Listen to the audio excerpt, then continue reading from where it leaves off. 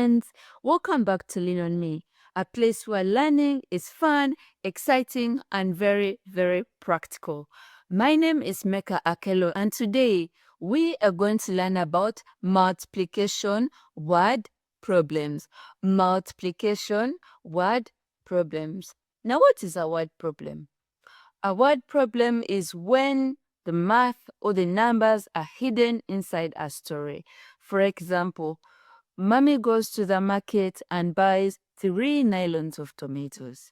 And inside each nylon, there are 5 tomatoes. Again, Mommy goes to the market and buys 3 nylons of tomatoes. And inside each nylon, there are 5 tomatoes. Now, how many tomatoes did Mommy buy from the market altogether?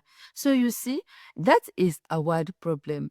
You have a lot of things going on. Mommy has gone to the market, then Mommy has bought tomatoes, and the tomatoes are in 3 nylons, and then how many tomatoes are in each nylon? So there is so many things going on, and that is a word problem. Whenever you have a problem, you know that you have to find a solution to it, not so? Whenever there is a problem, there should be a solution to it. You should find a way of fixing that problem. And that is what we are going to learn today. How do we solve word problems? The first step is to read the question or the story over and over again. When you read over and over again, you get to understand what is happening. For example, we have said, Mommy goes to the market and then she buys 3 nylon of tomatoes. She buys 3 nylons of tomatoes. And then inside each nylon, there are 5 tomatoes. There are 5 tomatoes inside each nylon. How many tomatoes did Mommy buy from the market altogether? You read the problem carefully. You read and understand the problem carefully, okay? And then the second step is to look for the groups. We are doing multiplication. Do you remember our lesson from groups? Oh, if you do not remember, it is okay. You can just go back in our videos and you will find lessons about grouping there. Now, after reading the problem or after understanding the problem, you now look for equal groups. Which groups are we talking about? In this case, Mommy went to the market and bought 3 nylons of tomatoes. And in each nylon, there were 5 tomatoes. So you see, here we've looked for the equal groups. And in this case, the groups are 3 nylons of tomatoes. 3 nylons of tomatoes are the groups, okay? After finding the groups, after finding the equal groups, you now write the multiplication sentence. You write the multiplication sentence. And by multiplication sentence, we mean the number of groups times the number that is inside each group. We said, Mommy went to the market and she bought 3 nylons of tomatoes. 3 is the group. And what is inside each nylon? That is 5. So 5. 3 times 5. And then the fourth step is to solve it. Okay? So what is 3 times 5? Let us count and we see. So in each group, we have 5 tomatoes. 1, 2, 3, 4, 5. In the next group, we also have 5 tomatoes.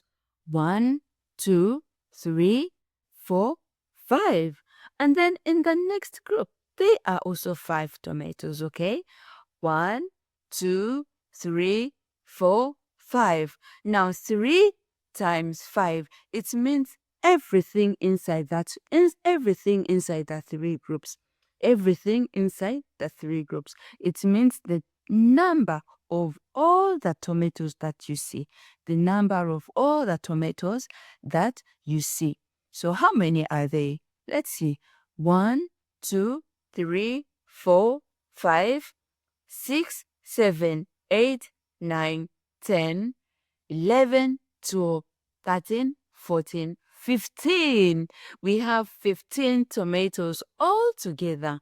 And that means 3 times 5 equals 15.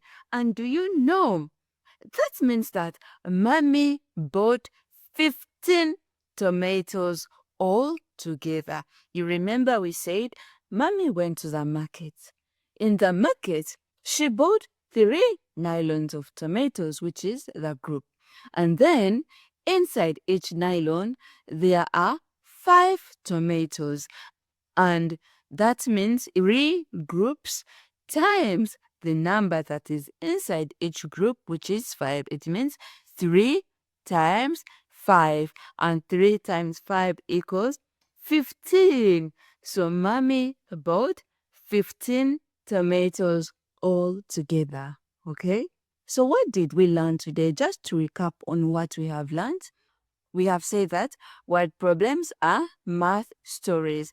And like every problem, we find solutions to these math problems. And in this case, we look for equal groups, and then we find the groups times the number of items inside each group.